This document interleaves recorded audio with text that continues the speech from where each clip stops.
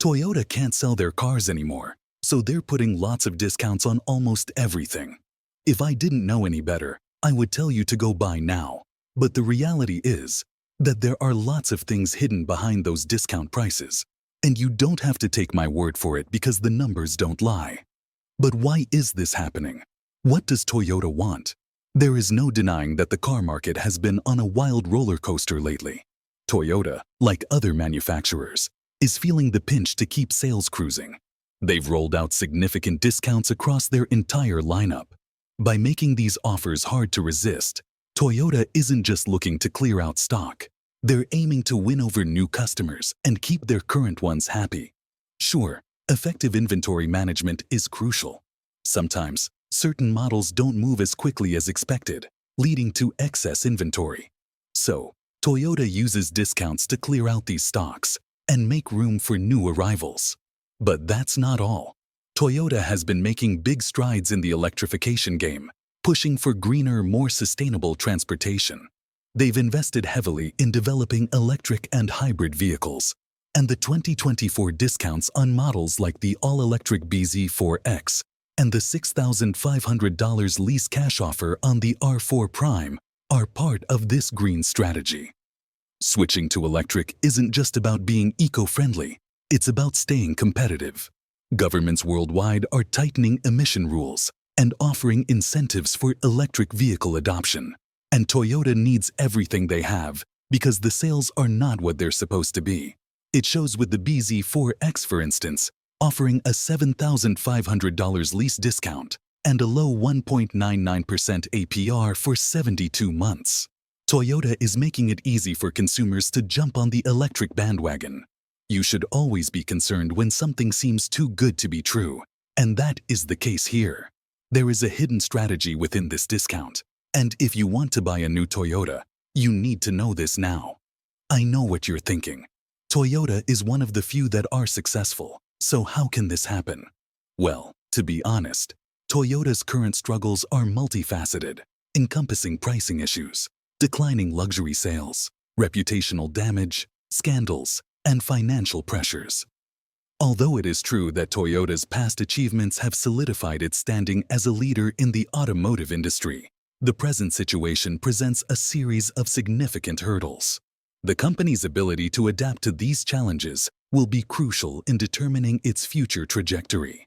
But Toyota has a plan, and their plan consists of two major concepts: skimming and penetration. Before we dive into the nitty-gritty of Toyota's pricing challenges, let's take a moment to unpack what skimming and penetration pricing actually mean. Because these are two main strategies Toyota uses. Imagine skimming pricing as the company's way of testing the waters with a high price tag to reel in those early adopters who don't mind splurging a bit. It's like launching a blockbuster movie with VIP tickets for the first few shows. Over time, as the initial buzz fades, the company gradually slashes prices to attract those who are a bit more budget conscious. It's a way to milk the market for all it's worth at the start, and then open the doors to a wider audience. Just look at the Land Cruiser. They dropped the price by a lot, and now they're even making a mini version that is way too affordable. On the flip side, penetration pricing is like hitting the market with a splashy sale, setting prices super low right out of the gate to grab a big slice of the market pie quickly. Think of it as offering a discount on a new streaming service to lure in subscribers with a plan to nudge up prices once the service is firmly established and the user base is loyal. These strategies have worked for a long time, but Toyota faces a tough crowd with this kind of approach. One major hurdle is the hit on profit margins. When Toyota drops its prices to woo customers, it's like slashing profits with a big sword.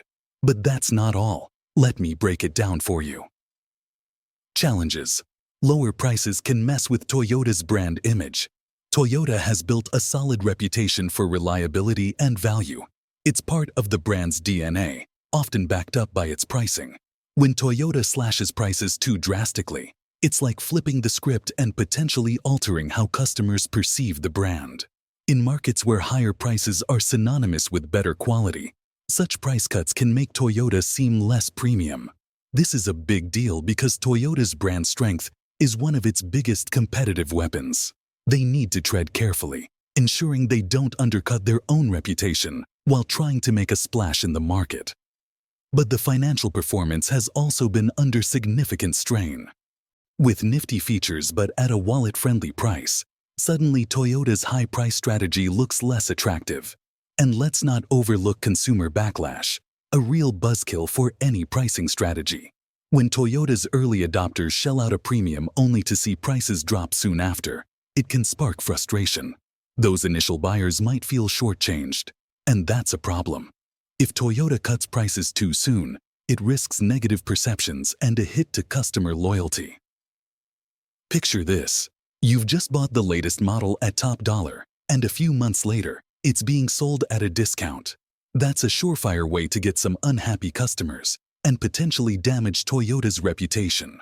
This is worse than you think because Toyota's brand perception is already going through a lot of negative press, and for good reasons. Scandals and brand perception add to Toyota's woes. The scandals surrounding faulty emission testing resulted in Toyota halting shipments of several key models. While this move was necessary to address regulatory concerns, it likely had a detrimental impact on consumer trust.